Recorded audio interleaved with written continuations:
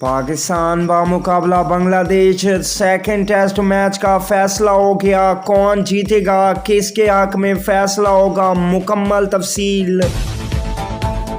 पाकिस्तान बामुकाबला बांग्लादेश दूसरा test match draw या जीत की सूरत में पाकिस्तान क्रिकेट टीम को कितने पॉइंट मिलेंगे। अस्सलाम वालेकुम दोस्तों, पाकिस्तान और बांग्लादेश के दरमियान सेकंड टेस्ट मैच में मुसलसल 3 दिन बारिश हुई, जिसके बावजूद भी अभी तक उम्मीदें यही लगाई जा रही हैं कि मैच दोबारा से होगा और पाकिस्तान टीम इस मैच को विन करेगी।